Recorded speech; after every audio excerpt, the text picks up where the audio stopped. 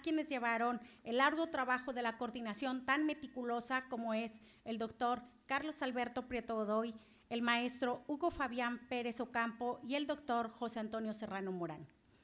Les hablaré un poco, pero a grandes rasgos, de los interesantes contenidos que encontrarán en esta obra.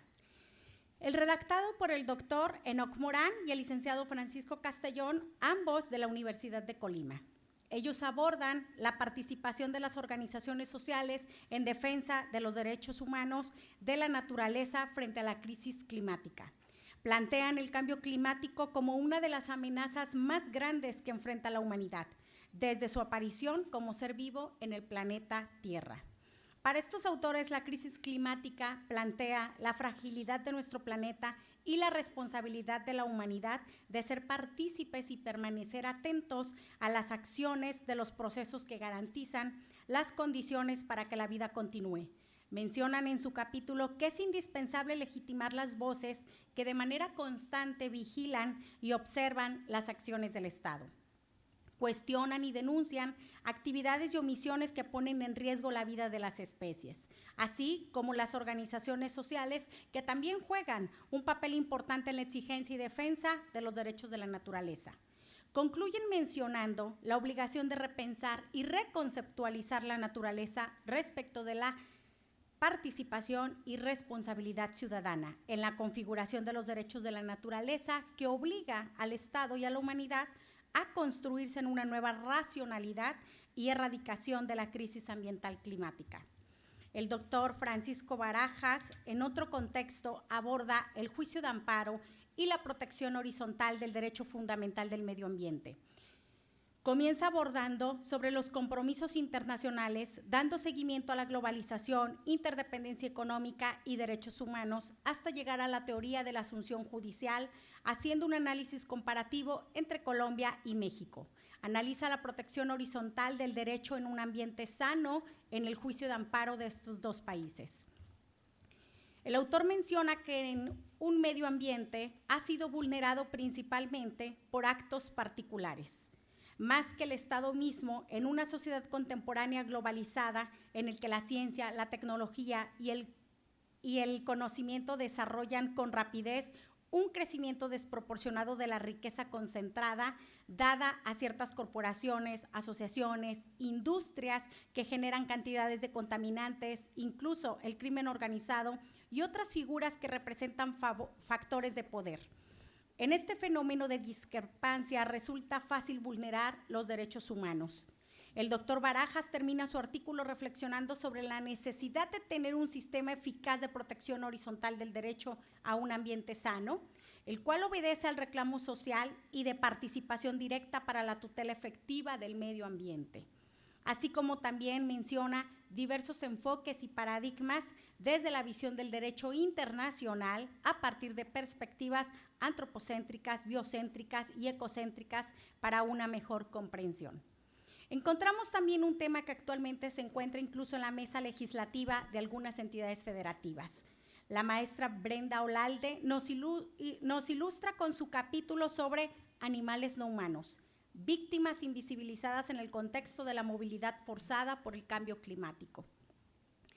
Aborda nuevas consideraciones en el tratamiento jurídico de los animales no humanos, debido a la preocupación del cuidado del planeta ante las innegables transformaciones de las condiciones ambientales de los últimos años de manera general.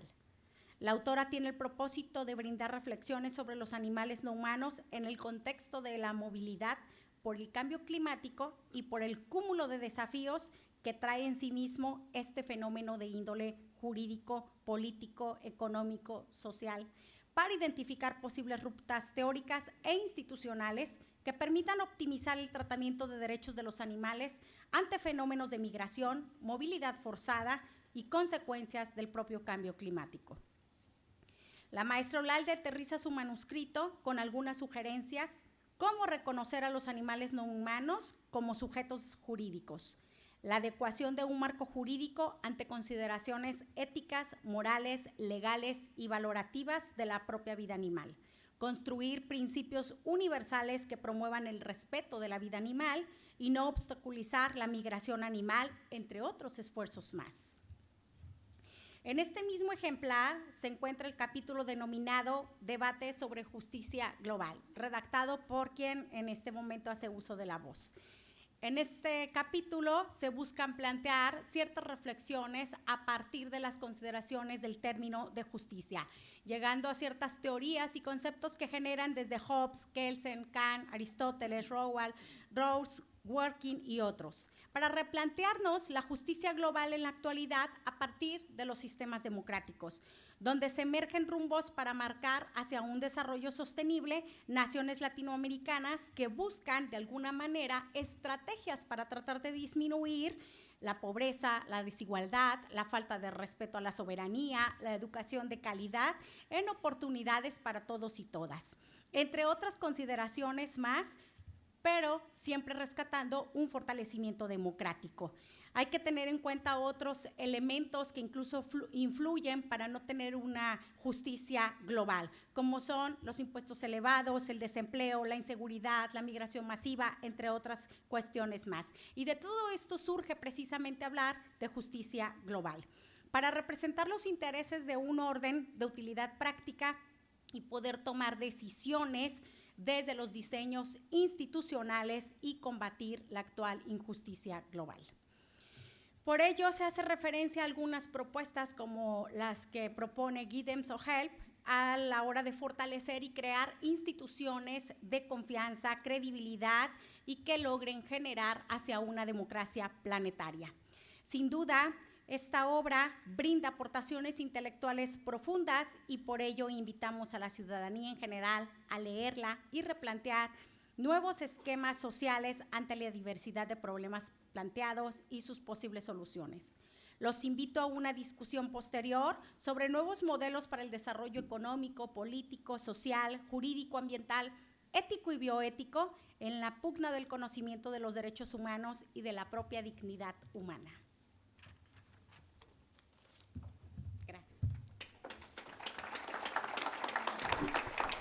Muchas gracias, doctora. El libro que hoy se presenta se titula Cambio climático, movilidad humana y justicia global. 3 temas que tienen múltiples factores, pero que también generan múltiples consecuencias.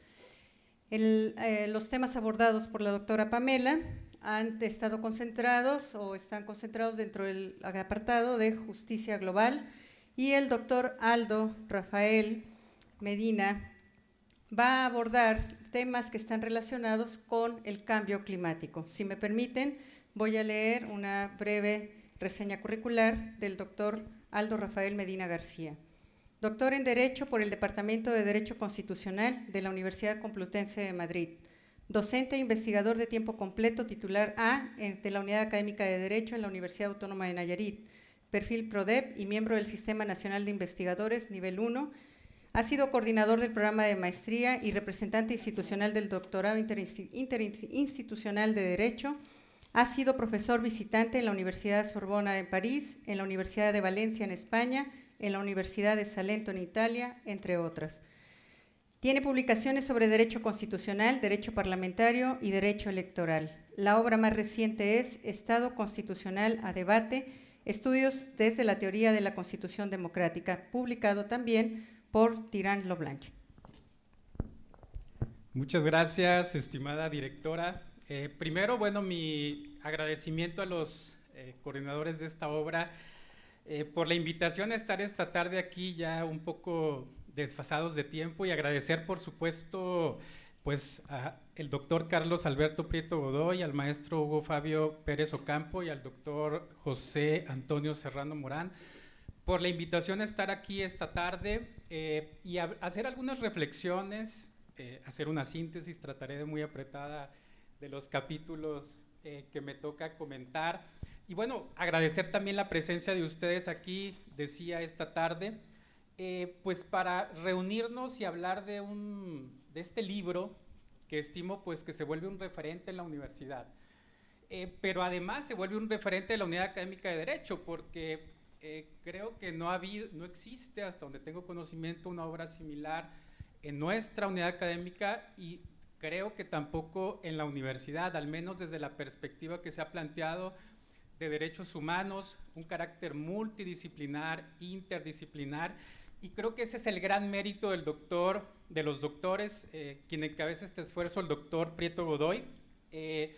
Recuerdo que ya por el 2022 me comentaste un poco de este proyecto y bueno, pues después de 2 años se ve materializado, como decía el secretario de investigación, primero un importante evento académico que fue el Congreso, en los que hubo participaciones de muchos investigadores de la República Mexicana y del extranjero, y pues termina hoy muy bien con esta obra que hoy presentamos. Sin lugar a dudas es una obra, decía, pues ejemplo en nuestra institución, y estoy seguro que se convertirá en referente también en la región y en el país, porque trata del estudio de una dimensión de los derechos humanos, pero vinculado a graves problemas que tenemos hoy en la comunidad mundial, diría, no es exclusivo de México, pero que tiene que ver con el cambio climático y la movilidad humana y la justicia global. Es decir, estamos hablando de problemas que no son locales, que son del globo, que son de nuestro planeta y que por supuesto merecen también reflexiones desde lo local, desde lo académico, en clave de tratar de explicar y de proponer soluciones ante tan grave problemática. Efectivamente, como comentaba la maestra Amelia, los temas que tengo que comentarles un poco tienen que ver con el cambio climático. El cambio climático, como todos sabemos, pues ya ha llegado para quedarse, es un fenómeno que pues tiene que ver precisamente con la actividad humana, con el desarrollo incluso tecnológico, científico y los grandes avances que hoy en día han hecho pues más llevadera, digamos más cómoda nuestra vida, pero que al mismo tiempo está impactando de forma dramática en el ambiente. Los estragos del cambio climático son evidentes, ¿verdad? Lo estamos viendo todos los días con las altas temperaturas estando en invierno, o con de repente pues tenemos bajas temperaturas en un día que parecía que iba a ser soleado. Los huracanes, terremotos, en fin, una serie de consecuencias y estragos del cambio climático, y que el secretario de Naciones Unidas, al inaugurar la COP27, el 7 de noviembre de 2022, manifestaba que las emisiones de efecto invernadero siguen creciendo, las temperaturas globales siguen aumentando y nuestro planeta se acerca rápidamente a puntos de inflexión que harán que el caos climático sea irreversible. Estamos en una carrera al infierno climático con el pie en el acelerador. La lucha climática mundial se ganará, dice, o se perderá en esta década crucial, bajo nuestra supervisión. Estamos pues ante un desafío de la supervivencia de la especie humana, y por eso, más que nada, resulta relevante las aportaciones que encontramos en esta obra, porque si bien es cierto, el tema es complejo, multidimensional, pues las aportaciones que aquí los expertos hacen a esta problemática, pues pueden empezar a mitigar y aportar el granito de arena que se requiere para enfrentar los grandes retos que implica el cambio climático. En este sentido, pues en la obra vamos a encontrar pues diferentes reflexiones que tienen que ver con cómo influye este fenómeno con los derechos humanos, efectivamente, cuál está siendo el impacto del cambio climático en las diferentes regiones del planeta y sus sociedades, en qué medida el modelo económico ha impactado en la aceleración del cambio climático. Tendríamos que reflexionar, y se reflexiona en esta obra, cómo el capitalismo, el neoliberalismo están afectando y han impulsado este cambio climático, y sobre todo también la reflexión respecto a qué políticas públicas se deben implementar ante el cambio climático. El abordaje de los temas evidentemente tiene que ver con la aportación, con la formación y de dónde provienen también los investigadores que participen en esta obra, que como se ha dicho son 21 de diferentes instituciones, regiones del país y con sus propios también problemas relacionados con el cambio climático. En este sentido, pues por ejemplo, uno de los capítulos escrito por Fernando Castro y Jorge Humberto Vargas hablan del derecho humano frente al cambio climático, reflexiones desde el derecho constitucional mexicano.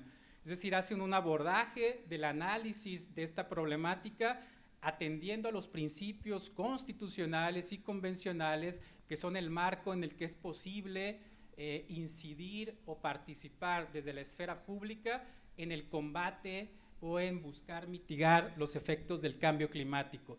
Desde esta perspectiva, pues evidentemente, teóricamente, toma a la Constitución pues como la norma suprema y fundamental, que al establecer el derecho a un medio ambiente sano, pues entonces hay una obligatoriedad de todas las autoridades en el ámbito federal, estatal y municipal de buscar los mecanismos y políticas públicas para mitigar los efectos del cambio climático. Otra de las aportaciones, la de Miguel Ángel León Ortiz, habla de lo que comentaba hace un momento, del desarrollo tecnocientífico y el impacto medioambiental, movimientos sociales, una mirada bioética del calentamiento global. En esta aportación el autor pues hace un análisis de este impacto tecnológico científico en el ambiente, pero también llama la atención sobre cómo los grupos sociales, los movimientos sociales son los que han incidido en la toma de conciencia de la importancia del medio ambiente y la imperiosa necesidad de realizar o de hacer acciones inmediatas para salvaguardar y detener el deterioro ambiental. Entonces, muy interesante esta aportación. Por supuesto, también la de José Clemente Rueda, que habla de los retos de emisiones ceros y la justicia climática para los jóvenes de la generación del riesgo global. Llama la atención sobre una situación que no me había detenido en lo personal a analizar, pero dice algo bien interesante. Dice, los jóvenes de hoy son los que efectivamente van a sufrir las consecuencias devastadoras de este cambio climático y van a sufrir la injusticia provocada por esta situación y toda la emergencia climática. Y efectivamente, y él hace un estudio de campo entre estudiantes de la Universidad Nacional Autónoma de México, una extensión de la universidad, y les pregunta o hace algunas preguntas respecto al conocimiento que tienen del cambio climático. Y llega a una conclusión que creo que si lo hacemos en nuestras aulas universitarias va a ser algo similar. Conocemos o sabemos del cambio climático, desconocemos las acciones que se implementan para combatirlo y además esa instrucción, esa información no se ha obtenido en las aulas universitarias, sino que ha provenido del exterior, de medios de comunicación, de las redes sociales, pero no de las aulas universitarias. Y concluye diciendo pues de la imperiosa necesidad de implementar un análisis, una reflexión desde una unidad de aprendizaje en las universidades de México sobre el cambio o emergencia climática. Por último, bueno, el colega, incluso es nayarita, aunque está en la UABC, Luis Alberto Bautista Arciniega, habla de un tema también de la participación de los biocombustibles en la mitigación del cambio climático. Y él habla de la posibilidad de que los biocombustibles puedan ser una alternativa frente a la utilización de hidrocarburos o energías fósiles como el petróleo y por lo tanto pues utilizando el maíz u otros granos hacer biocombustibles. Sin embargo, llega a una conclusión que me pareció interesante. Dice, sin embargo, los biocombustibles no resolverán el problema del impacto de este tipo de energías en el clima. Entonces, es realmente revelador. Yo dejaría solamente estas pinceladas, estas ideas muy genéricas de lo que habla la obra, porque los invitaría, efectivamente es lo que buscan las presentaciones, pues que vayamos si surge el interés por ir a la obra, que consultemos, que la utilicemos en nuestras investigaciones, los colegas, profesores que están aquí, y que pues empecemos la discusión o continuemos, mejor dicho, la discusión teórica, científica, académica en las aulas universitarias, fuera de las aulas, para que podamos transmitir la importancia de este tipo de problemas como el cambio climático y empezar a buscar soluciones. Porque también otra línea vertebral y a la que concluyen la mayoría de los autores que consulté de esta obra, que revisé con más detalle, pues es en la necesidad de la implementación de políticas públicas inmediatas que busquen atenuar los efectos en todos los ámbitos del cambio climático. Entonces tenemos un gran reto, los investigadores, los profesores, la sociedad, los ciudadanos en general, frente a este grave problema, y felicito que estemos discutiendo estos temas en la Universidad Autónoma de Nayarit y por supuesto con la comunidad universitaria. Muchas gracias.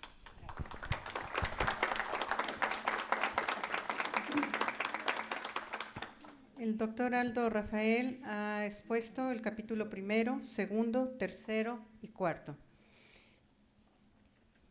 La obra ha sido coordinada por el doctor Carlos Alberto Prieto Godoy, el maestro Hugo Fabio Pérez Ocampo y el doctor José Antonio Serrano Morán. Es precisamente este último, el doctor José Antonio Serrano, quien va a continuar con la exposición, y voy a leer una síntesis curricular. Él es licenciado por la Universidad Autónoma de Nayarit, especialista en mediación y negociación por parte del Instituto de Mediación de México. En esa misma institución obtuvo una maestría y un doctorado en el mismo campo de conocimiento. Tiene el doctorado también desde el programa interinstitucional de Derecho. Fue secretario ejecutivo de la Comisión de Defensa de Derechos Humanos en el Estado de Nayarit. Fue capacitador de autoridades municipales, estatales y federales en la Comisión de Defensa de los Derechos Humanos para el Estado de Nayarit entre el 2015 y el 2022. Fue visitador adjunto de la Comisión de Defensa de los Derechos Humanos en el mismo periodo. Es docente e investigador de la Facultad de Derecho de la Universidad Autónoma de Nayarit con reconocimiento perfil deseable por parte de la Secretaría de Educación Pública. Es miembro del Sistema Nacional de Investigadores del Consejo Nacional de Ciencia y Tecnología, es coordinador de la Maestría de Justicia Alternativa de la Unidad Académica de Derecho actualmente, tiene certificaciones internacionales, es docente, certificado también en prácticas restaurativas, es autor de diversos artículos y capítulos de libros publicados en revistas arbitradas e indexadas, ponente en diversas instituciones educativas del país y del extranjero. Él va a exponer el capítulo 12, 13, 14 y 15, y diríamos que están englobados estos capítulos también en el espacio de justicia global, solo que a diferencia del primer bloque de temas, me parece a mí, a reserva de lo que diga el doctor Serrano, estamos hablando desde la definición de derechos, la protección de manera alternativa de derechos y desde luego el diagnóstico de los problemas para la definición de los derechos.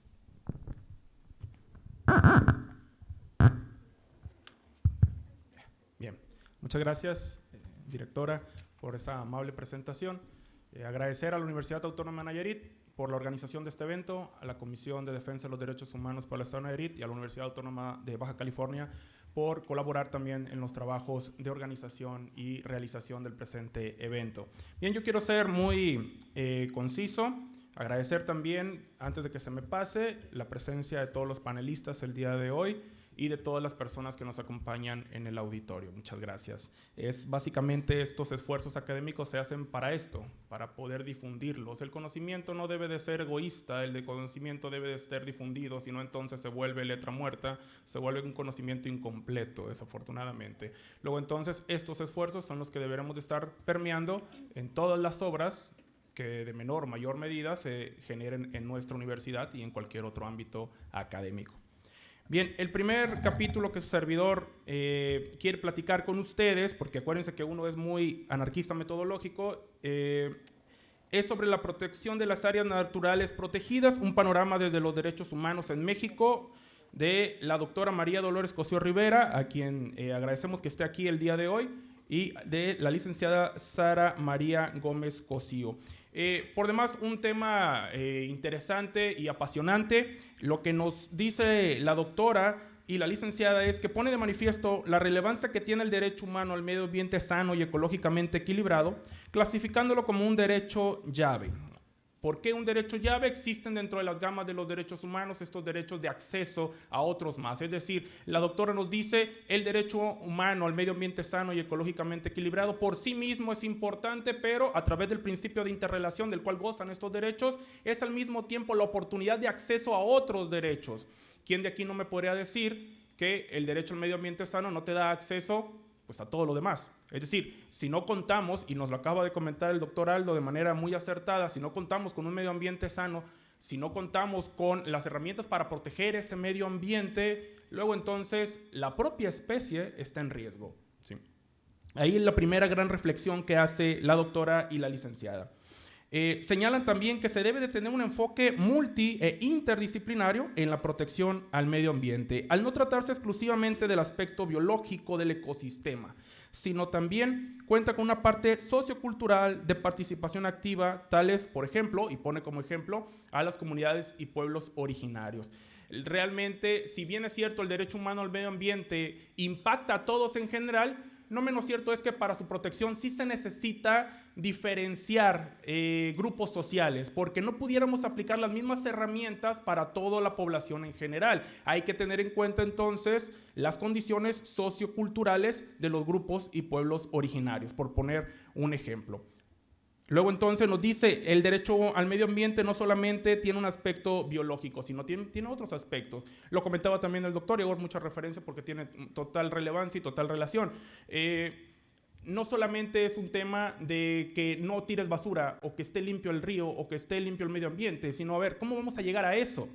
¿Qué consecuencias, qué cambios culturales, económicos, sociales debe de existir para que lleguemos a eso? Alguien va a ser afectado en la protección del medio ambiente, y cuando digo afectado es que alguien va a tener que perder ciertos y cuales privilegios o dádivas o cuestiones tal vez a lo mejor económicas que estaba sacando de no proteger ese derecho humano. Y aquí en Nayarit tenemos ejemplos para aventar al cielo. Por ejemplo, no hace mucho el Hotel Grand Mayan estaba sacando material pétreo de nuestros ríos sin ningún tipo de permiso, por ejemplo, de la Federación. ¿A ellos qué les interesa el tema del si tenemos agua o no agua, si tenemos ríos o no ríos adecuadamente? Ellos lo utilizan para construir su hotel, punto, se acabó. ¿Por qué? Porque eso les va a dar situaciones económicas y listo. Es decir, hay que ver también cuáles son los otros órdenes y factores o poderes de facto que se van a imponer o se van a interponer en los esfuerzos que queramos hacer para que esto sea una realidad.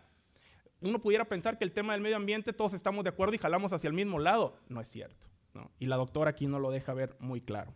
Después nos dice, los procedimientos de evaluación de impacto ambiental están siendo visualizados como mero formalismo burocrático y no como un garante del derecho humano al medio ambiente sano y ecológicamente equilibrado. Es decir, nos establece, por ejemplo, mecanismos como estos impactos o estudios de impacto ambiental para poder realizar obras públicas, están siendo vistos como mero formalismo burocrático y no como una verdadera, un verdadero requisito el cual puede llegar inclusive a eliminar una política pública o una obra pública si es que ese impacto ambiental es demasiado para nuestro medio ambiente o para nuestra sociedad, ¿sí? Desafortunadamente es un requisito, ya lo tengo, a lo que sigue. ¿Y qué dice? No sé, a lo que sigue, ya lo tengo en la mano.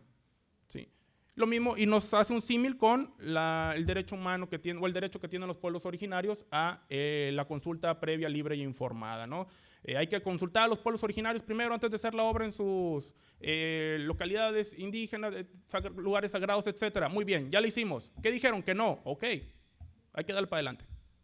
Si no, pregúntenle ahí en el Amazonas a Brasil, si no, pregúntenle aquí a México con nuestras presas, etcétera, etcétera. Bien, ¿qué caemos entonces? En la simulación de la protección de derechos humanos, que ya hemos dicho, es lo peor que puede pasar. Creo yo, inclusive peor, a no protegerlo, porque al menos al no protegerlo sabemos contra qué nos estamos enfrentando y cómo enfrentarlo. Pero cuando simulas proteger los derechos humanos, entonces le quitas herramientas sociales, jurídicas, políticas a la ciudadanía para defender esa simulación. Y aquí tenemos un gran ejemplo, bueno, tenemos un montón, pero uno de ellos que ustedes pueden ahorita remembrar es no sé si ustedes hayan ido a Fórum alguna vez. ¿Sí? Bien. Tienen dinero. Entonces, Por el Boulevard Colosio hay a su mano derecha, antes de llegar a Forum, una planta de tratamiento de aguas residuales, ¿cierto? Sí. ¿Alguien sabe cómo sirve? ¿Cómo funciona? Teóricamente, cuando firma, teóricamente extrae el agua del río, que de hecho vamos a entrar a ese tema, no me estoy adelantando, digo que es un anarquismo metodológico feo. Extrae el agua contaminada, la pasa por un sistema de filtros que no necesariamente existen, o están, o funcionan, y la desemboca de nuevamente en el mismo río contaminado del cual la extrajo. Interesante. Yo la verdad es que no alcanzo a entenderlo, pero será porque soy limitado de mente. Después nos dice, los megaproyectos deben cumplir con un elemento de sostenibilidad y no solo de desarrollo económico, y ahí, bueno, nos pone el ejemplo del Tren Maya, entre otras grandes obras que el gobierno federal ha establecido como pilares de su gestión política y estadual. Y bueno, en Nayarit no es exento de esto. Nosotros tenemos actualmente, creo que todavía existe, y la Comisión de Derechos Humanos del Estado de Nayarit es testigo de esto, una geotérmica del Grupo Dragón, que pertenece al Grupo Salinas, Salinas Pliego, no Salinas de Gortari, y que extrae gas natural a través de la práctica del fracking, ¿no? ¿Por qué digo que la Comisión de Derechos Humanos es testigo de esto? Porque en su momento se tuvo una queja en esa Comisión de Derechos Humanos en relación a este tema, ¿no? Pero ahí entramos en un tema de protección horizontal y vertical de los derechos humanos y para lo que está facultado y no la Comisión. Y por último nos dice, urge dotar de funcionabilidad a las normas nacionales e internacionales en materia de protección al medio ambiente. Bueno, yo creo que todos los artículos, todos los capítulos de este libro que van enclavados en el tema de la protección desde lo jurídico del medio ambiente caen en esa conclusión. Todos coincidimos en esa situación. El problema, y en México esa es una realidad y es una constante, el problema de México no es la falta de legislación. El problema de nuestro país es la falta de funcionabilidad de la legislación que ya tenemos y en muchas ocasiones de la armonización de dicha legislación. Entonces, desde lo legislativo, el problema no necesariamente es la falta normativa, sino la funcionabilidad normativa. Pasando al siguiente capítulo, nos habla del índice de vulnerabilidad hídrica en una cuenca urbana del occidente de México. Y la verdad es que aquí a mí me preocupa bastante las conclusiones a las que llegan los autores. Los autores son Oyolsi Nájera González, Susana Marceleño Flores, Fernando Flores Vilches, Rafael Murray Núñez, Areli González García Sancho y Areli Nájera González, quienes nos hacen una radiografía de la realidad que tiene nuestro río Mololoa. Todo el mundo lo conoce, creo yo, en menor o mayor medida, y hace conclusiones escalofriantes sobre este tema. Y me permito traerlo a cita. Nos dice, se prevé incremento en las superficies con nivel de vulnerabilidad muy alto en 39.707 hectáreas. Desafortunadamente, estas áreas corresponden a las de mayor importancia para la recarga hídrica del acuífero del Valle de Matatipac. La presión que ejerce el crecimiento demográfico y con ello la urbanización continua de áreas de cultivo y deforestación, así como la demanda del recurso hídrico para cubrir necesidades y la variabilidad climática son los factores relevantes que actúan en el ascenso de la vulnerabilidad hídrica en la cuenca. Aunado a ello, está la baja capacidad de adaptación fundada en los esfuerzos de programas y acciones gubernamentales para conservar los recursos hídricos, toda vez que son insuficientes y mal aplicados por el desconocimiento del proceso hídrico en la cuenca, así como la falta de continuidad en políticas de conservación.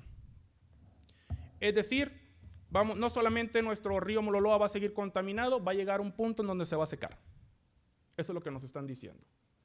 Hacen un estudio cuantitativo en donde se ha exponenciado o se ha aumentado de manera exponencial, ¿sí?, la vulnerabilidad de la cuenca del río Mololoa. Desafortunadamente, no se ve un futuro alentador para este río.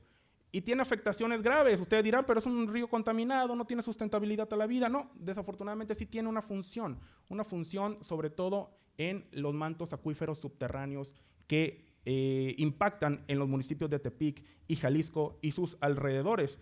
Por último, me permito destacar lo siguiente. A pesar de que en los años 2000 y 2011 la zona conurbada de Tepic y Jalisco y sus alrededores tiene una vulnerabilidad muy baja por estar favorecidos en la capacidad adaptativa, en la proyección del 2021 aumenta su nivel a causa de la presión que ejerce la huella hidricológica de la población, que es muy alta, sobre el recurso hídrico y las condiciones de variabilidad climática en el aumento de las temperaturas máximas, el número de años anómalos y mayor número de tormentas, lo que se ve reflejado en grandes inundaciones causantes de pérdida de infraestructura física. Bien.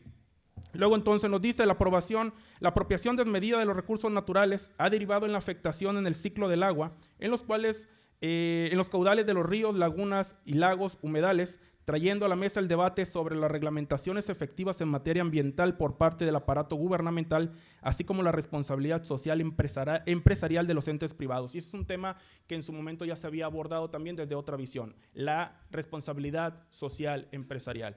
No somos solos, o mejor dicho, no somos aislados. Recordar que en una sociedad todos los entes juegan un papel importante. Y en este juego del medio ambiente, que obviamente no es un juego, la responsabilidad social empresarial es primordial. ¿Qué es esta responsabilidad social empresarial? Que las empresas privadas que hacen uso de estos recursos naturales sean sustentables o sus actividades sean sostenibles y sustentables. Y esto no lo digo yo, esto lo dicen los 17 Objetivos del Desarrollo Sostenible de la Agenda 2030, que después de la pandemia se convirtió en Agenda 2050 de la Organización de las Naciones Unidas.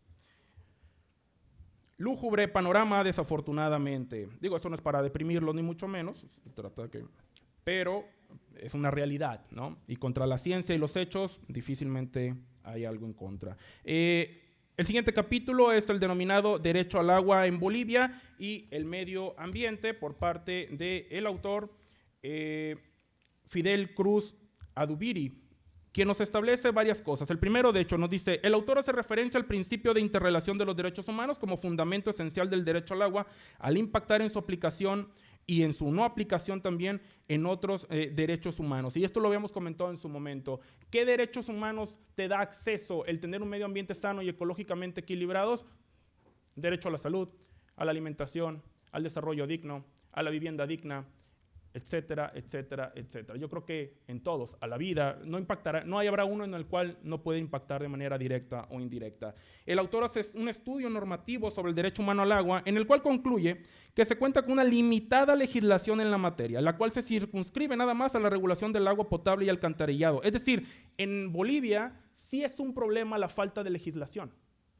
Sí es un problema que el legislador no se haya metido al tema para poder regularlo, para poder protegerlo. Acuérdense que nosotros somos muy, bueno, nosotros, porque se van a poner el saco, no, pero por ejemplo, México es muy hipócrita ideológico, es un ideólogo hipócrita. ¿En qué sentido? Te dice primero una cosa, que la ideología de actuación es una, por ejemplo, México abraza el naturalismo racional y todos somos universalistas, etcétera, etcétera, pero en la práctica te hace una cosa totalmente diferente. México es totalmente positivista. Y no nomás México, Latinoamérica en sí. Si no está enclavado ese derecho humano en alguna norma, ve a un sistema de protección para que te lo hagan valer. ¿Y qué te van a decir? ¿Sí? Ese es el gran problema. Una cosa es el deber ser y otra cosa es el ser. Y entonces en Bolivia el problema sí es la falta de legislación en la materia. Entonces, no solamente no existe la reglamentación, sino entonces que tampoco existe la voluntad para hacerlo valer. Decía por ahí un expresidente de la Comisión Nacional de Derechos Humanos, ¿qué se necesita para que un Estado, una Comisión de Derechos Humanos pueda trabajar de manera adecuada? Un gobernante respetuoso de los derechos humanos, nada más. No se necesita un gobernante amante de los derechos humanos, nada más que te deje trabajar. El autor hace un estudio normativo entonces sobre esta situación y dice, la normativa existente es abiertamente desobedecida, siendo necesaria su aplicación irrestricta. No solamente hay poca legislación, nos dice en Bolivia, sino que esa poca legislación no se respeta. Y nosotros tenemos ese problema también. Los órganos jurisdiccionales se ven de igual forma limitados en sus interpretaciones normativas a través de la jurisprudencia a causa de la falta de legislación en la materia, abriendo el debate sobre el Poder Judicial como un legislador negativo que ya establecía en su momento Hans Kelsen. Es decir, el jurista debe de suplir lo que el legislador no está dando, el Poder Judicial debe ir más allá y sustituir o suplir lo que el legislador no está generando para el poder defender derechos humanos en el Estado. Ese sería un debate que, bueno, en su momento ya de algunos tienen alguna respuesta en su mente. El panel obviamente tiene su postura. Yo no me voy a aventurar a decir qué opinan, obviamente, pero nomás viendo su rostro sé que tienen una idea muy específica. Y por último, es necesario contar con instituciones fortalecidas para poder dar funcionabilidad a los derechos humanos, específicamente al derecho al agua. Esto también ya lo comentamos y también es una postura muy kelseniana. Y lo comentamos hace tiempo en algunos foros. ¿Qué se necesita para tener derechos humanos reales, o mejor dicho, la materialización de los derechos humanos? Una legislación humanista, pero una institución o instituciones en donde los puedas hacer valer. Hay que fortalecer las instituciones, ¿sí? Hay que robustecer las instituciones y no golpear a las instituciones. Hay que mejorarlas, obviamente no son perfectas, son perfectibles, pero no hay que golpearlas. A mí me cuesta mucho trabajo entender cómo hay grupos sociales que se consideran activistas, protectores de derechos humanos, y su principal labor es golpear a las instituciones. Eso nunca lo voy a entender, pero tal vez porque yo soy un mal activista. Bien, y por último, el capítulo que su servidor tuvo a bien elaborar habla sobre las salidas alternas dentro del Sistema Interamericano de Protección de Derechos Humanos en materia ambiental. Concluyendo muy rápido, para no quitarles ya más tiempo del que ya me tomé, desafortunadamente la voluntariedad sigue siendo un obstáculo para poder fortalecer el sistema de salidas alternas, ya sea en el sistema interamericano o en el sistema nacional.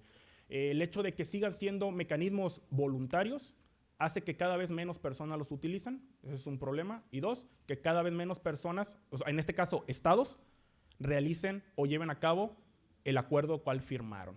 Esos siguen siendo los grandes problemas. Y por último, en el Sistema Interamericano de Protección de Derechos Humanos, no existen acuerdos de conciliación al día de hoy en materia ambiental. Ninguno. ¿Cómo se ha protegido el medio ambiente a través de la conciliación del sistema interamericano? A través de protección secundaria a otros derechos, como por ejemplo los pueblos originarios, el derecho a sus tierras, etcétera, etcétera, pero no de manera directa al medio ambiente. Bien, yo hasta aquí lo dejaría entonces con estas reflexiones. Agradezco a todos su tiempo y su paciencia. Muchas gracias, doctor Serrano. La obra que presentamos, como ya se dijo, tiene 21 capítulos, 36 autores, y en cada uno de esos capítulos encontrarán ustedes bibliografía que abarca las ciencias sociales, las humanidades y algunos elementos de las ciencias de la vida. Por tanto, es una obra que merece la pena ser consultada desde esta visión multidisciplinar. Le voy a dar el uso de la palabra a nuestro invitado, el doctor Pablo Latorre Rodríguez. Sé que se leyó ya su síntesis curricular, pero puede ser que alguno de los presentes no estuvo en su conferencia y, por tanto, volveré a dar lectura de su síntesis. Él es doctor en Derecho en el programa de doctorado de Derechos Humanos y Libertades Fundamentales por la Universidad de Zaragoza, España. Es doctor internacional por la Universidad San Luis de Bruselas, Bélgica, donde ha hecho estancia de investigación, máster universitario en especialización e investigación en Derecho por la Universidad de Zaragoza, España, con mención especial en Derechos Humanos, licenciatura en Derecho por la propia Universidad de Zaragoza, España. Laboralmente es profesor de tiempo completo en la Facultad de Derecho de Mexicali de la Universidad Autónoma de Baja California, en México, y es profesor en la licenciatura de las materias de Filosofía del Derecho, Teoría del Estado, Lógica, en la maestría de Deontología Jurídica, Derechos Fundamentales, Bioética y Derecho, y en la especialidad de Deontología Jurídica. Es coordinador de investigación y posgrado en la Facultad de Derecho de Mexicali, es líder del Cuerpo Académico Paradigmas Constitucionales y Derechos Fundamentales y es miembro del Sistema Nacional de Investigadores Nivel 1. El tema que él va a desarrollar es el propio, el capítulo 6, que habla sobre nuevas dinámicas de movilidad humana en México, un reto para los derechos humanos.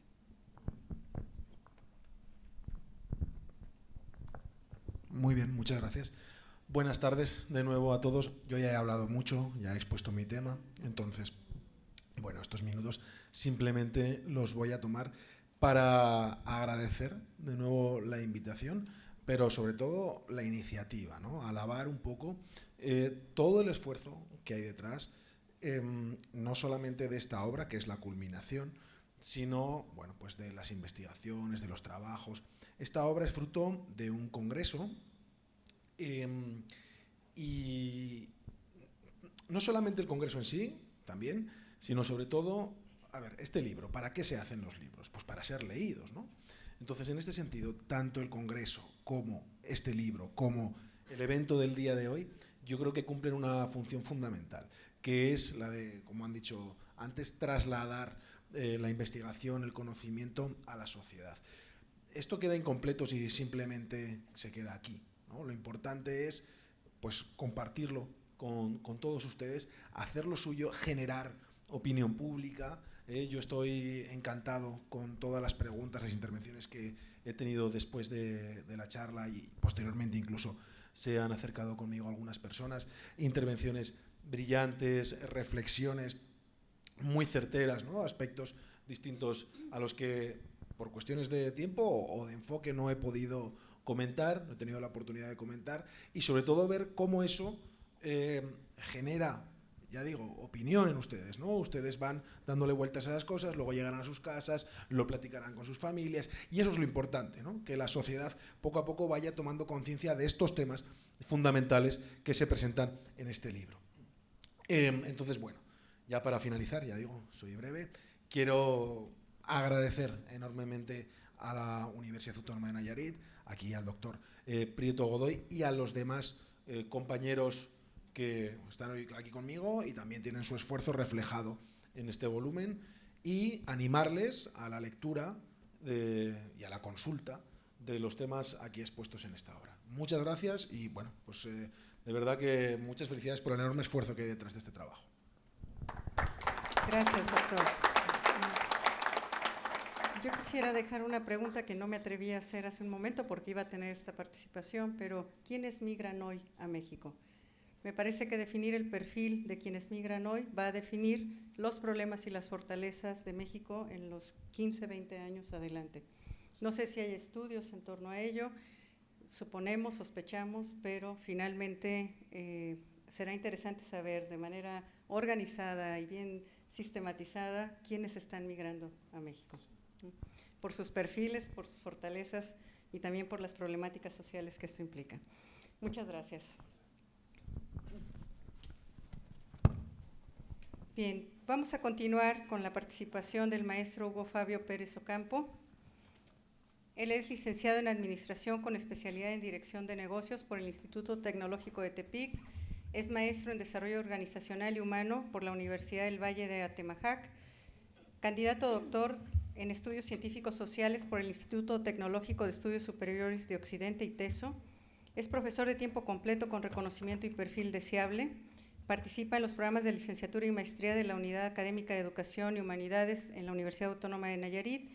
Es integrante del Cuerpo Académico Comunidad y Sistemas en Consolidación de nuestra Universidad Autónoma de Nayarit. En cuanto a su experiencia, fue coordinador de planeación en la Secretaría de Docencia de la Universidad Autónoma de Nayarit entre el 2016 y 2019, director de seguimiento académico de estudiantes de la Universidad Autónoma de Nayarit de mayo de 2019 hasta junio de 2022, director de fomento editorial y artes gráficas desde junio de 2022 hasta noviembre de 2023 y actualmente es director interino de la Unidad Académica Preparatoria número 1, doctor Julián Gascón Mercado, desde noviembre de 2023 hasta la fecha. El maestro Hugo va a exponer los capítulos 17, 18, 19 y 20, que me parece tienen en común, que aterrizan de manera muy palpable para nosotros los problemas que está implicando el cambio climático, la movilidad o la justicia global. Muchas gracias por el uso de la palabra. Como todos los que me antecedieron, este libro, ¿no? Hacer esta remembranza, este libro es producto de un esfuerzo colaborativo entre la Universidad Autónoma de Baja California y la Universidad Autónoma de Nayarit. Recuerdo esas primeras reuniones, ¿no? con mis amigos, Toño, con mi amigo Carlos, ¿no? Con Juan Miguel y con algunos otros colegas también de la Universidad Autónoma de Baja California, tratando de plantear estos proyectos o estos escenarios, ¿no? En los que pudiéramos nosotros tener como producto un libro, ¿no? En el que pudiéramos vertir, todos nuestros conocimientos o los conocimientos que se dan en torno a estas temáticas, ¿no? Comentarles que es un esfuerzo que sí llevó o implicó un par de años el tocar diferentes puertas, el buscar el financiamiento para que se pudiera realizar este tipo de actividades, y que es una de las tantas actividades que desarrollamos como académicos en la Universidad Autónoma de Nayarit, y que también empezamos a tejer redes con algunos otros académicos en algunos otros espacios, ¿no? En ese sentido, pues me es muy grato el presentar el libro. Siempre me toca estar como tras bambalinas de todo esto, ¿no? Como en la parte, bueno, me tocaba hasta hace un poco tiempo, ¿no? Estar como revisor de los textos, estar como gestor para que este tipo de producciones pues lleguen a estos términos.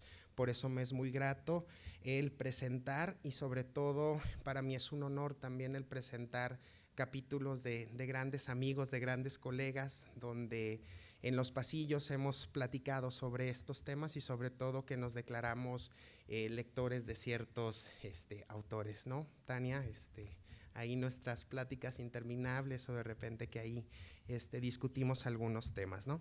Bien, primero me gustaría comentar que, como bien lo comenta la maestra Amelia, estos capítulos que a mí me tocan comentar con ustedes son capítulos en los cuales nosotros podemos ver o pudiéramos nosotros encontrar referentes que nos permitan ejemplificar qué es lo que está sucediendo en este ejercicio de el reconocimiento de los derechos humanos a partir de diferentes temáticas que engloban al cambio climático, problemas con la movilidad humana o el desplazamiento de personas, y sobre todo también que todos estos van hacia la búsqueda de una justicia global, ¿no? En el ejercicio de estos derechos que tendrían que estar garantizados para todas y todos los ciudadanos en este espacio de nuestra República Mexicana. Entonces me voy a permitir primero comentar lo que en el capítulo denominado Auditorías y Revisiones Ambientales, un enfoque novedoso para los órganos de control, que es realizado por un colega de la Universidad de Guanajuato, José Yafet Noriega Zamudio. El autor discute y nos muestra un corpus teórico metodológico sobre el actuar de los órganos internos de control con relación al cuidado del medio ambiente. Señala que dichas unidades administrativas tienen entre sus funciones el promover, evaluar y fortalecer el buen funcionamiento del control interno en los entes públicos, así como aquellas otras instancias de los órganos constitucionales autónomos que, conforme a sus respectivas leyes, sean competentes para aplicar las leyes en materia de responsabilidades de servidores públicos, dicho en la Ley General de Responsabilidades Administrativas.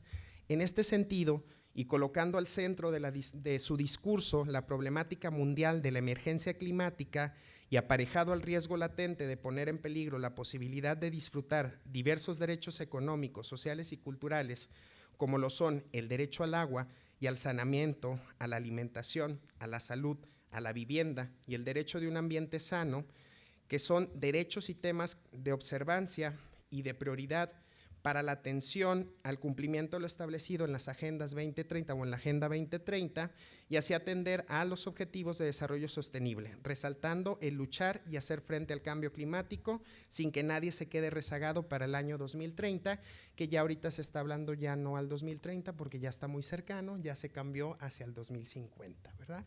Bien, en este sentido, José Noriega nos invita a la reflexión de la pertinencia y bondad histórica que pudiera generar los ejercicios de las revisiones o las auditorías que llevan a cabo los órganos internos de control a las diferentes instituciones e instancias, siempre privilegiando el enfoque preventivo y con empatía en la realidad fáctica de las condiciones reales en las que opera cada institución, a efecto de blindar el derecho humano a un ambiente saludable. Concluyendo con algunas propuestas y recomendaciones que se pudieran emitir derivados de estos ejercicios de supervisión, tales como trabajar el compromiso social empresarial a través de campañas de reforestación, contratación sustentable, uso eficiente de la energía eléctrica, construcción de plantas residuales para el sistema de riego de las instalaciones, control y tratamiento de desechos de obra, instalación de parques solares, reciclaje sustentable, reducción de compras de desechables, consumo responsable, campañas de comunicación y difusión, entre otras. Mi amigo y autor Juan Miguel Salcedo Rosales, en su capítulo, nos habla de la justicia ambiental hacia la consolidación del derecho humano a un medio ambiente sano en el municipio de Tepic, Nayarit. Desde su contribución académica nos conduce al análisis de los problemas y retos actuales que se viven en el municipio de Tepic, Nayarit, al momento de garantizar la impartición de una justicia ambiental de conformidad con los principios rectores de los derechos humanos, desde dos referentes y tipologías de contaminación. Uno, el de la industria procesadora de alimentos, representado a partir de un ingenio azucarero, y dos, la descarga de aguas residuales en el cauce del río Mololoa, como también ya lo habían comentado. Mismos que vulneran el derecho humano a un ambiente sano, propiciando a que se considere que la población tepicense no cuenta con medios aptos para el desarrollo y bienestar de su población. Sus aportes los construye desde el reconocimiento del derecho humano a un medio ambiente sano, en el que el Estado se obliga por mandato constitucional a implementar los mecanismos que permiten promover, respetar y garantizar la justicia ambiental y, a su vez, reparar de manera integral el daño que se haya ocasionado por la vulneración de este derecho. A partir del establecimiento del supuesto en el que textualmente enuncia durante el desarrollo de su aportación, en que el municipio de Tepic o en el municipio de Tepic la justicia ambiental no ha logrado materializarse de manera efectiva en aras de evitar la desigualdad social y cultural que se manifiesta entre los individuos, sectores de población y en cuanto al acceso y disfrute del derecho humano a un ambiente sano.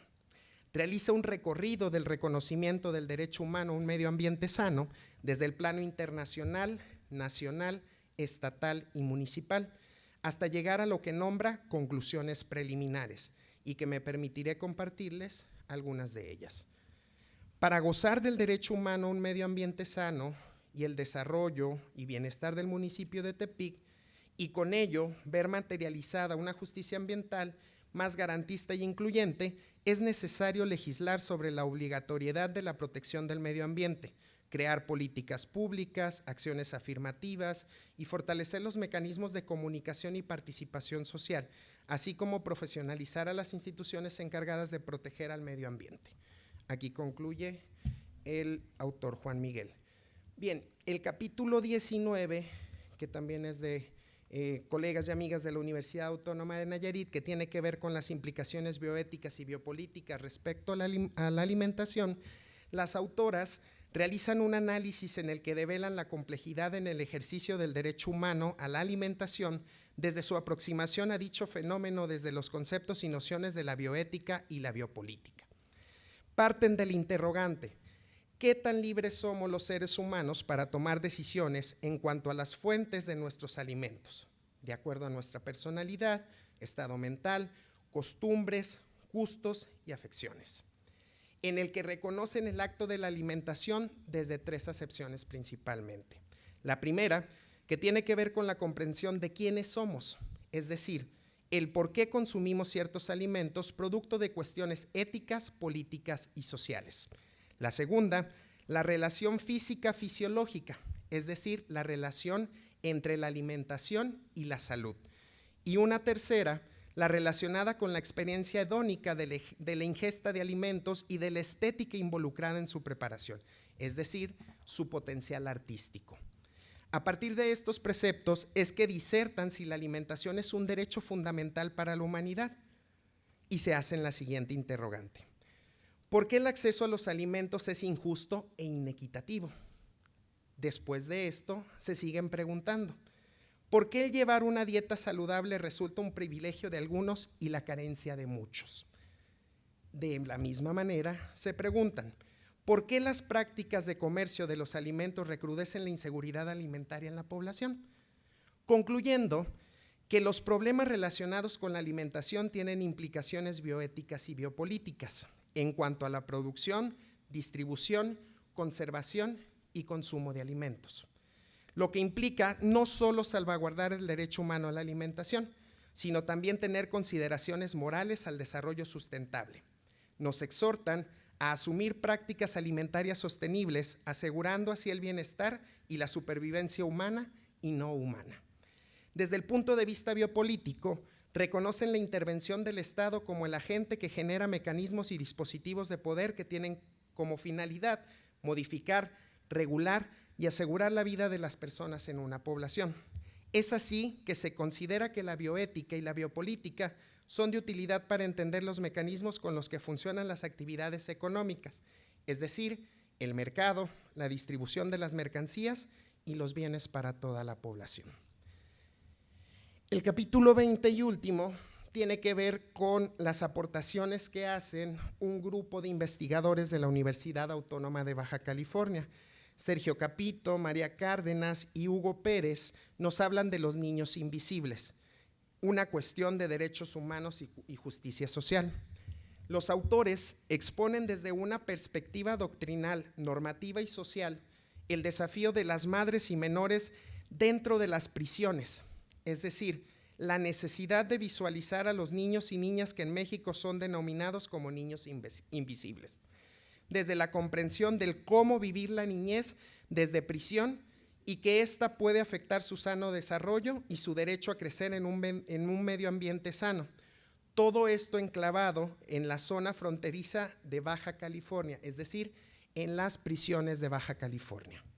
Se entiende por niños y niñas invisibles a aquellos menores de edad cuya existencia y necesidades son desconocidas o pasan desapercibidas para el Estado, por lo que no se les otorgan cuidados o medidas especiales de atención y se encuentran en desprotección ante situaciones que ponen en peligro su integridad, según lo establece el Centro de Estudios Constitucionales de la Suprema Corte de Justicia de la Nación.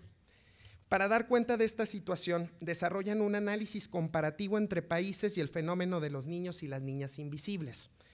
Construyen el objeto de estudio en México a partir de lo que se establece en la Ley Nacional de Ejecución Penal, en el que enuncia: la maternidad y la lactancia es el primer derecho de las mujeres privadas de la libertad, pero en la práctica, la realidad es que el Estado no brinda las condiciones ni mucho menos los espacios adecuados para que las mujeres que eligen tener a sus niños en prisión lo hagan de manera digna e higiénica. Las madres en México tienen el derecho de decidir si conservar o no la custodia de su hijo durante los primeros 3 años de edad, y en este plazo pueden ampliarse en el supuesto de que el hijo o la hija tuviera una discapacidad. Cuando ellas deciden no conservarla, los niños son puestos a disposición del DIF y las que deciden conservar la custodia se enfrentan a la escasez de lo que existe como condiciones para poder desarrollar la niñez de sus hijos en los centros penitenciarios. A manera de resultados, relatan que la sobrepoblación que existe en las prisiones mexicanas hace que se recrudezca este caso, ¿no? ¿Por qué? Porque no son lugares dignos ni aptos para contener a los niños, y el costo que representa para el Estado repercute en el cuidado de los niños que se encuentran viviendo en las prisiones en México. Y también el Estado, las autoridades y la sociedad de repente ignoran o desconocen las necesidades de los niños en prisión, por lo cual se incumple con la función de garantizar los derechos más básicos como la sana alimentación, la educación formal, el esparcimiento, la salud y el interés superior de la niñez, y en todo caso, aquellos menores que no han cometido ningún delito no deberían de ser sometidos a las mismas limitaciones de los detenidos. Los infantes que viven en las prisiones en México no son delincuentes y no deben de pagar por ellos. Se debe de ver a los niños desde una perspectiva de derechos humanos, considerando el interés superior, en el que todos los niños y las niñas tienen derecho y obligaciones irrenunciables e intransferibles. Es cuanto.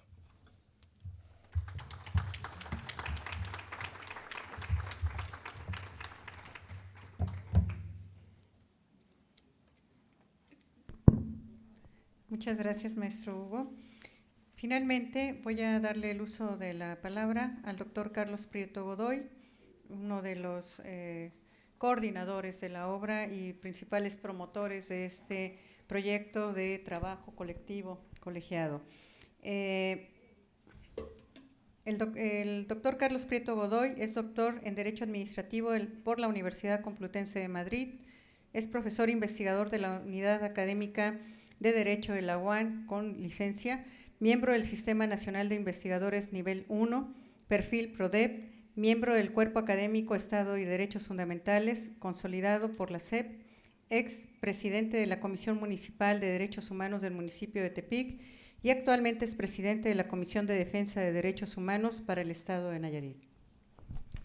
La temática general está relacionada con el espacio de movilidad humana, solo que en este caso no solamente abordará el doctor los temas que está implicando la migración, sino más bien qué tanto tenemos que aportar para transformar la visión y la vocación de los conceptos tradicionales que habían implicado hasta ahora problemas muy focalizados de esa migración, pero que nos invita a modificar las visiones globales.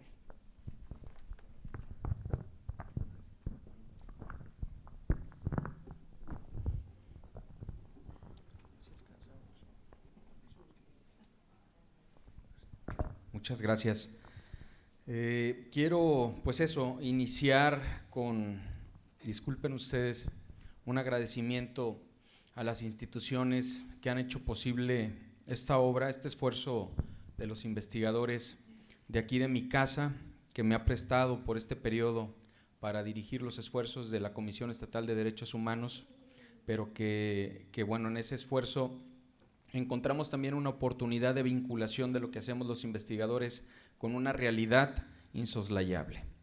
Entonces, regreso al agradecimiento a mi institución de origen y envío un cordial saludo a la rectora de la Universidad Autónoma de Nayarit y al mismo tiempo a la Secretaria General de Gobierno, al Subsecretario de Derechos Humanos y al Gobernador Constitucional del Estado de Nayarit.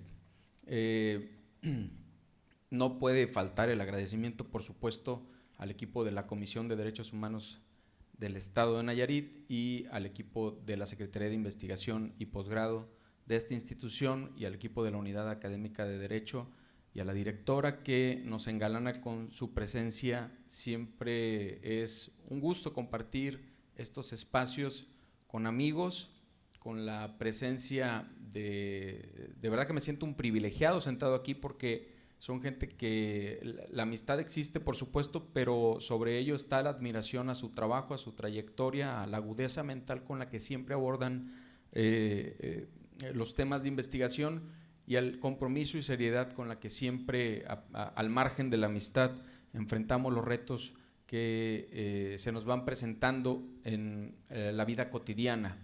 Creo yo que una investigación sin sentido, sin objetivo y sin el propósito de la vinculación a nuestra realidad social, pues definitivamente que ahora mismo se vuelve un lujo innecesario.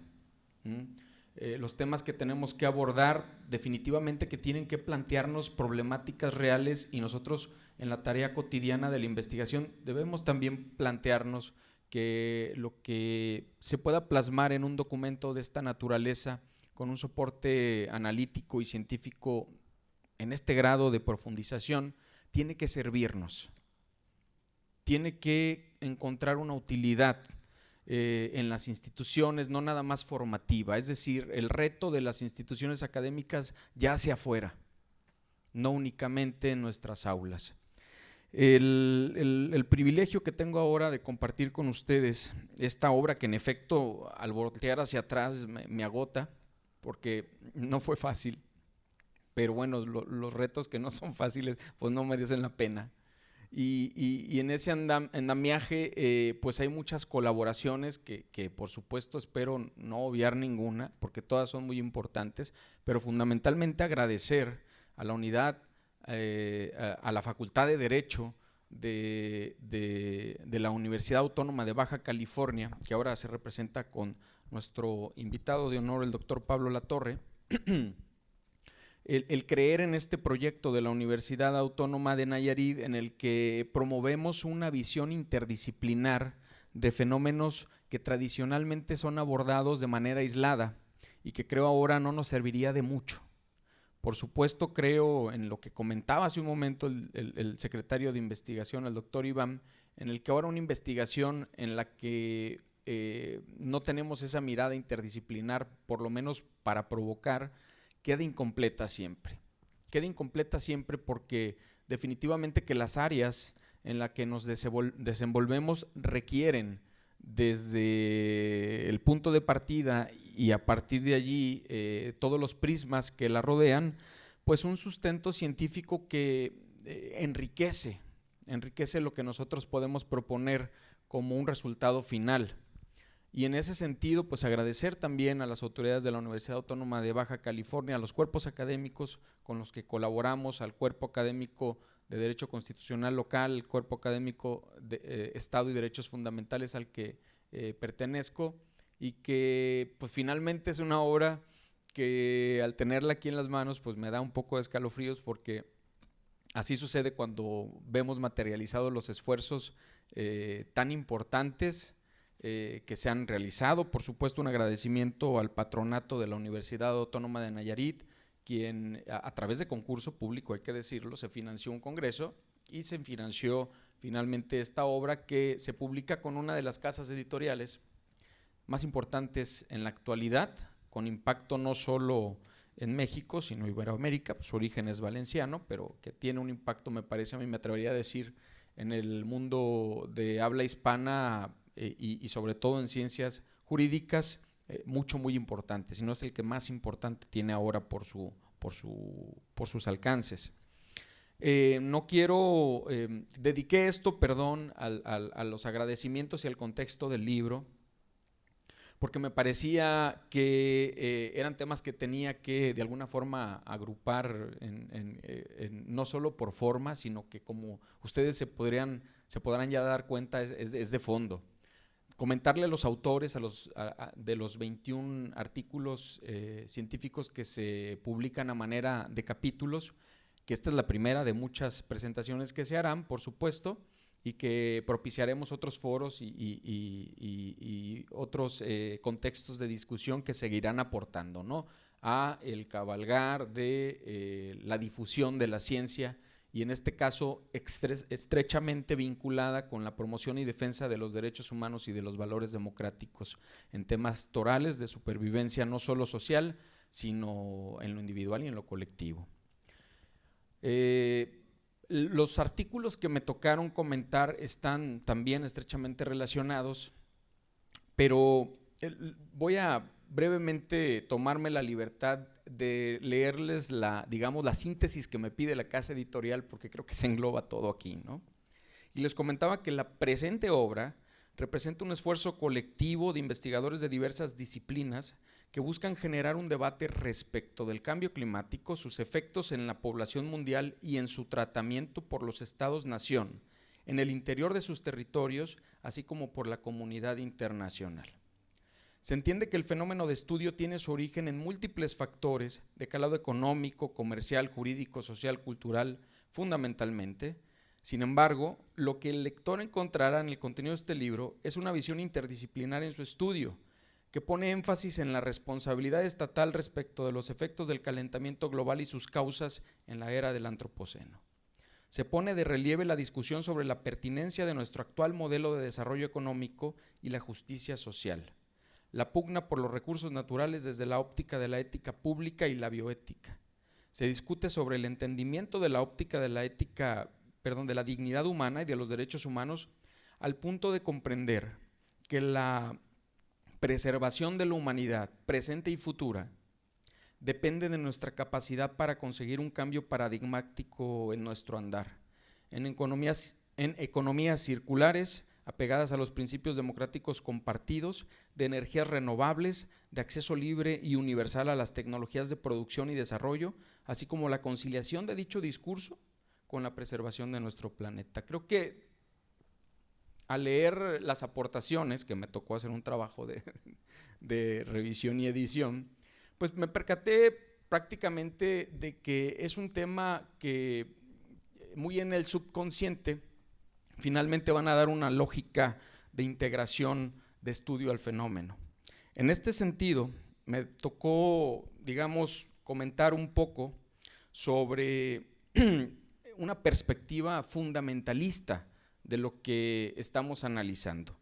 Por supuesto, el artículo que aporta un servidor, que inicie por el índice, que habla sobre los fundamentos del derecho internacional del refugiado puestos a debate frente a los desplazamientos masivos de personas y su desprotección a causa de los efectos del cambio climático, que tiene que ver un poco con la discusión con la que iniciaba el doctor Pablo Latorre, sí en abstracto, pero sí con un prisma fundamentalista en el que finalmente podemos concluir con un debate del derecho a tener derechos, con una ausencia de definiciones semánticas que van a definitivamente rebasar el plano académico para trasladarse al plano político, al plano gubernamental, al plano económico, al plano social, etcétera. Y en ese sentido, la doctora Ivonne Álvarez Gutiérrez aporta un artículo referente a la desprotección jurídica de los desplazados por razones climáticas ante el cruce de fronteras internacionales. Precisamente tiene estos puntos de conexión con el análisis que aportaba y que me refería hace un momento, en la ausencia de marcos jurídicos, en la ausencia de consensos, que muchos de ellos son deliberados, precisamente porque a modo se configuran como, digamos, espacios de oportunidad para aplazar los compromisos estatales que den certidumbre jurídica y que abonen a la configuración de estatutos jurídicos claros que nos ayuden a abordar el problema multifactorial al que nos pone en este momento en jaque el fenómeno de las migraciones internacionales mixtas.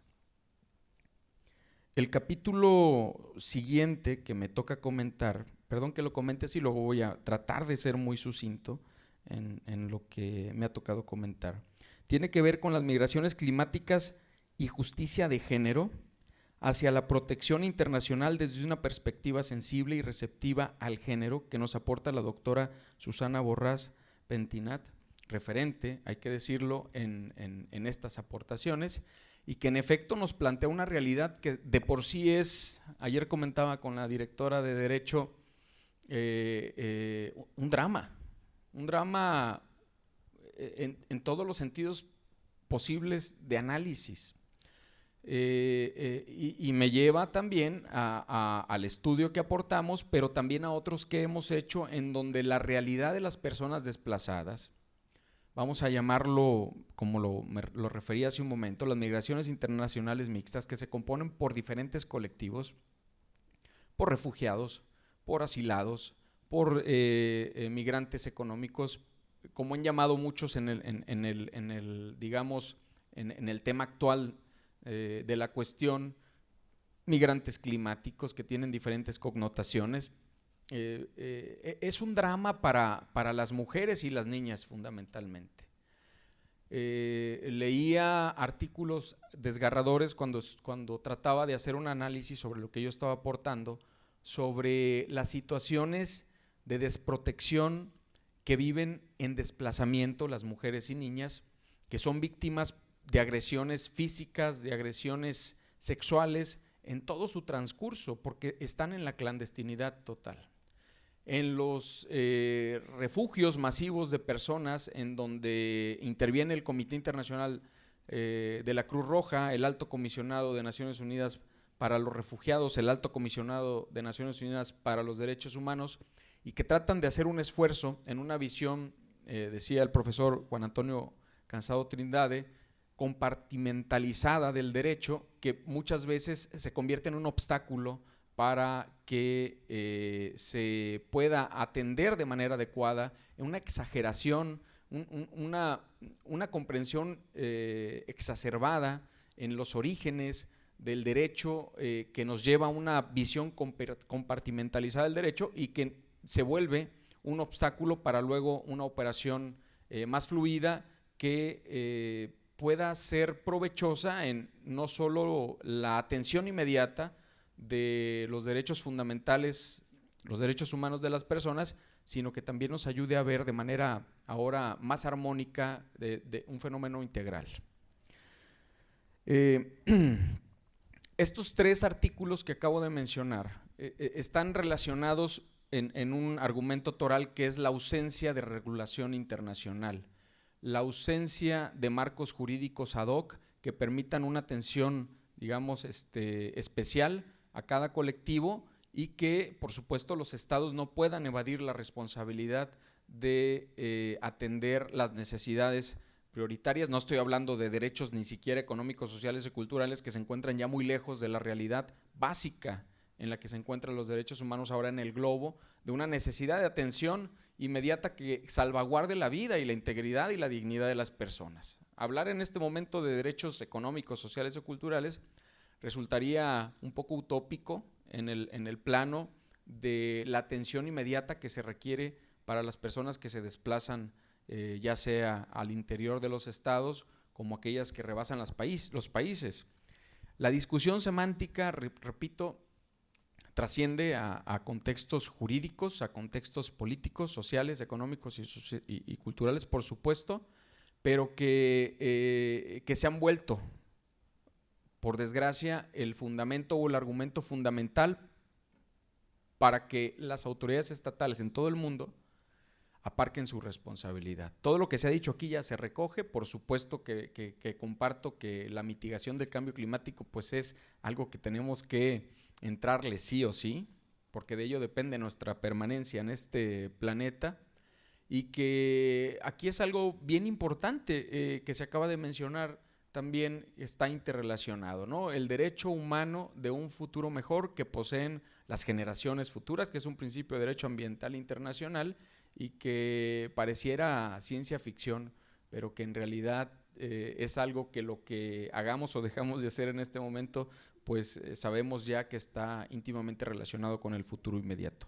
Y el último artículo que me toca comentar, que también se ha comentado aquí, tiene que ver con los saberes formativos como posibilidad para articular y promover competencias o saberes socioambientales. El caso de los programas educativos de la Unidad Académica de Educación y Humanidades de la Universidad Autónoma de Nayarit, que aporta la maestra Carla Patricia Martínez González, la maestra Judith Salazar Celedón y el maestro Guillermo Alonso Rosales Pérez, y que es muy pertinente porque finalmente si no somos capaces de comunicar el conocimiento científico de una manera interdisciplinar, transdisciplinar, multidisciplinar, estaremos teniendo también nosotros una tarea incompleta en las aulas.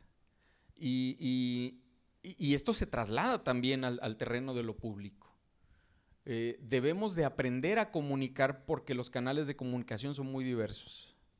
Los canales de comunicación son distintos y debemos, si no las tenemos, desarrollar habilidades para aprender a comunicar lo que cotidianamente hacemos, lo que cotidianamente, digamos, en esta actividad, pero también en otras, estamos tratando de realizar. Entonces, no tengo por razones de tiempo la oportunidad de profundizar más en los demás artículos, me disculpo por ello y nuevamente agradecer a todas las personas implicadas, por supuesto a los coordinadores de la obra, el doctor Antonio Serrano, el maestro Hugo Fabio y al auditorio que ha estado aquí desde el inicio de esta jornada, muy atento, que esto es precisamente en razón de todos ustedes. Gracias, directora. Muchas gracias. Sin el ánimo de abusar de su paciencia y resistencia, me gustaría solo hacer mención de algunos temas que son sumamente importantes y que logré captar de las conclusiones de cada uno de los artículos que ahí aparecen. Para redondear de alguna manera, perdón por la pretensión, pero tratar de redondear todo lo que se ha expuesto en este momento y voy a obviar lo que ya se dijo. Del capítulo primero también podemos encontrar esa relación entre políticas públicas, las políticas gubernamentales y los DESCA.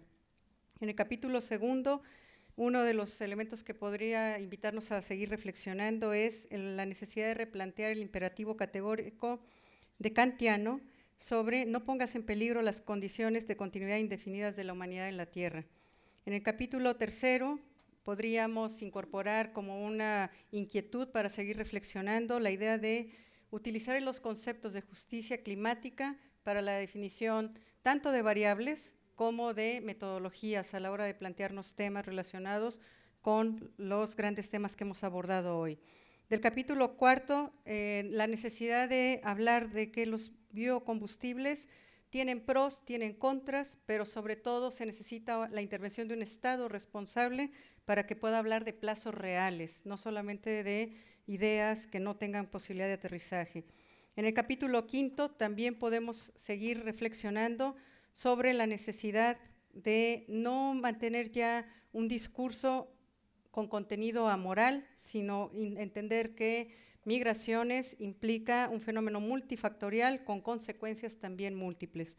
Del capítulo 6, quiero destacar una cosa interesante, y no porque esté aquí el profesor, pero me llamó mucho la atención la emoción con la que aborda un tema tan dramático, es decir, el entusiasmo que le representa intelectualmente hablando la búsqueda de comprender ese tema tan complejo.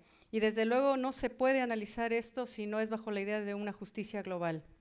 Ese sería uno de los temas que podríamos seguir analizando. Del capítulo 7 hay un reconocimiento, ya no hay duda al parecer, de que el desplazamientos forzados por razones ambientales existe, lo que no hay es coincidencia sobre cómo abordar el tema.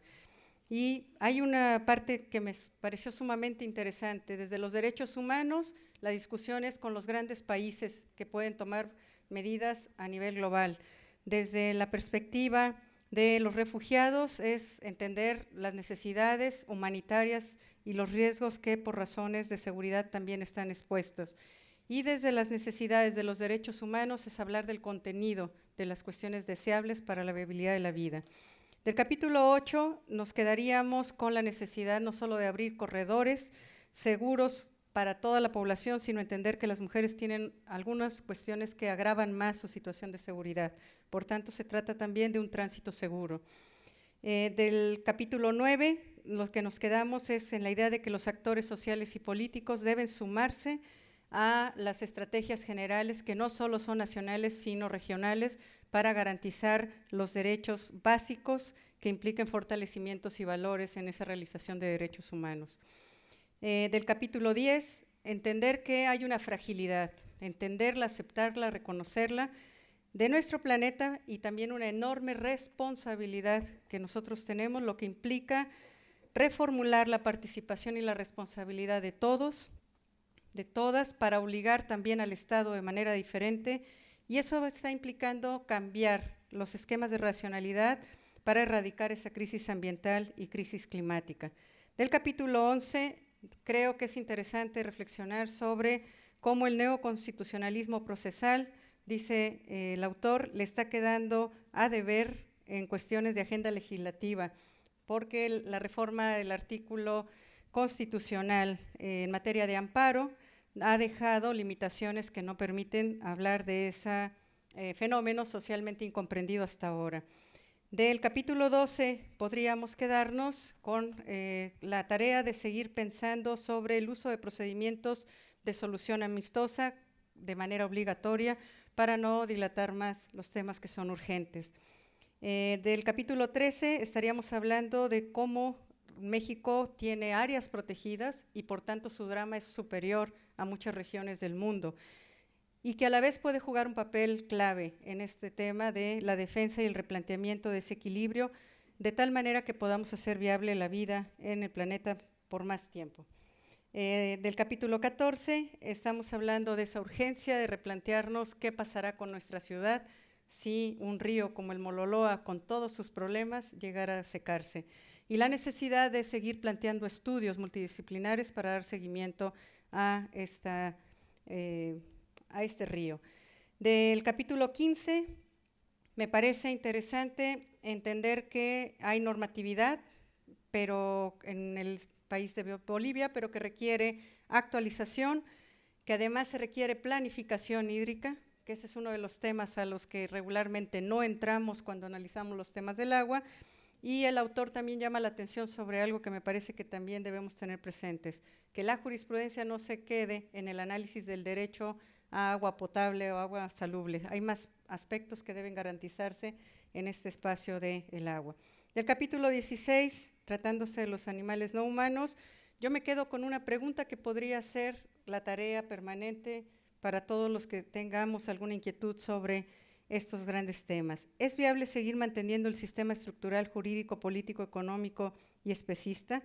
tratándose obviamente del riesgo de perder todas las condiciones que favorezcan la habitabilidad y existencia de la vida en el planeta. Esta es la pregunta con la que concluye la doctora Brenda Yesenia su capítulo 16. El capítulo 17 habla sobre la necesidad, y me parece que cualquiera que tenga experiencia en investigación en las ciencias de la vida sabrá que es necesario homologar métodos y estrategias para reflexionar, investigar, diagnosticar los problemas que tienen que ver con el ambiente. Y del capítulo 18, estamos hablando de la necesidad de que todos los niveles de gobierno se articulen, porque finalmente son problemas de todos encontrar las soluciones particulares que nos son próximas. Esa puede ser una de las claves para encontrar, según el autor, un ambiente sano, adecuado para las futuras generaciones. Capítulo 19, estamos hablando de que tratar la alimentación como un tema bioético, es decir, multidisciplinar, o biopolítico, es decir, con múltiples factores que inciden desde la producción, distribución, conservación y consumo, tiene que ver con temas de salud y también de salud pública para la especie humana y no humana. Del capítulo 20 me parece interesante que nos encontremos con la idea de que los menores que están o que crecen en condiciones de privación de libertad por extensión deben ser también preocupación del Estado y de la ciudadanía encontrar su condición de salud en razón de su medio y del medio ambiente general. Y del artículo 21, que me parece que es la cumbre, es la responsabilidad que implica esta obra para la Universidad Autónoma de Nayarit y para todas las universidades que han colaborado aquí, es el hecho de entender que la educación se convierte en una de las vías, para el autor dice la más importante, otros podrían decir que es una de las vías sí importante, pero no la única, de educación y transformación social, porque como se ha dicho, no están incorporados en los planes y programas de estudio ninguna de las problemáticas de diagnóstico y de solución, menos de solución, de los grandes problemas que amenazan la existencia en nuestro planeta. Sin más, yo quisiera agradecerle al doctor Carlos Prieto por haberme invitado a ser parte de esta experiencia, de este día, agradecerles a todos los compañeros que hayan aguantado esta jornada, al auditorio, desde luego, su enorme paciencia, su control, ¿sí? Y a la Universidad Autónoma de Nayarit, a la Comisión de Derechos Humanos en el Estado de Nayarit, por la realización y el tratar de buscar en esta experiencia el cumplimiento de una tarea a la que estamos obligados todos, que es pensar científicamente, pero también desde el punto de vista humanista, los problemas que pueden extender, si los solucionamos, la supervivencia de las especies en el planeta. Muchas gracias. Buena tarde.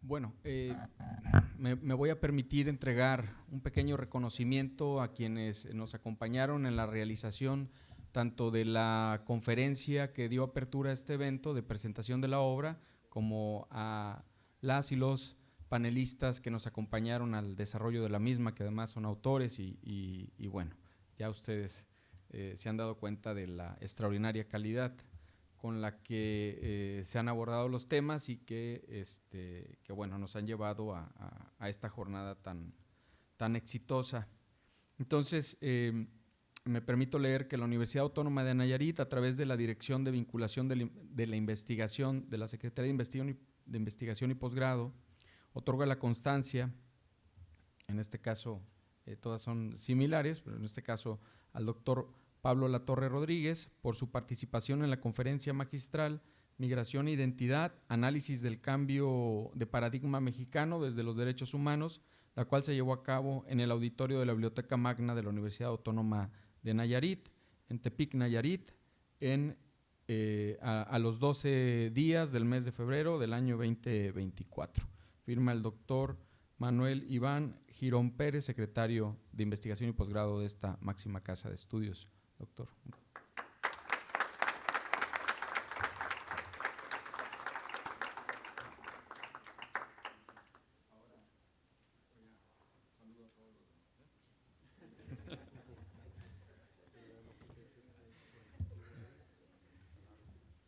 Por el motivo ahora de la presentación de la obra, en ese mismo sentido, se le entrega un reconocimiento al doctor José Antonio Serrano Morán por su destacada participación como comentarista de la presentación del libro Cambio Climático, Movilidad Humana y Justicia Global en este recinto. Y en este sentido también me voy a permitir leer los reconocimientos de todas y todos los participantes y es más práctico que después pase al saludo, ¿no? En este sentido también se otorga una constancia y reconocimiento al doctor Aldo Rafael Medina García por su destacada participación en este foro y por sus acertadas reflexiones sobre la obra a la que me he hecho ya referencia. Se entrega también una constancia y reconocimiento a la doctora Pamela Lili Fernández Reyes, autora de esta misma obra y comentarista en este foro. Y en el mismo sentido se agradece y se entrega una constancia y reconocimiento al maestro Hugo Fabio Pérez Ocampo, coordinador de esta importante obra, quien nos ha hecho verdaderamente meternos a reflexionar sobre los temas torales que la componen. Un especial reconocimiento y agradecimiento a la maestra Amelia Gascón Cervantes, directora de la Unidad Académica de Derecho, a quien yo especialmente le agradezco haya hecho un espacio en su apretada agenda por compartir con nosotros estas reflexiones y dirigir precisamente el diálogo que nos fue posible desarrollar en torno a este esfuerzo colectivo. Y bueno, el más importante, el reconocimiento a ustedes que pues se han dado aquí reunión para escuchar esta obra y que espero que sea posible que pronto puedan adquirir de alguna manera, ¿no? ¿Quedan otros reconocimientos? Este lo voy a entregar yo, es al doctor Carlos Alberto Prieto Godoy también, por la participación de la presentación del libro Cambio Climático, Movilidad Humana y Justicia Global. Un aplauso para todos ustedes.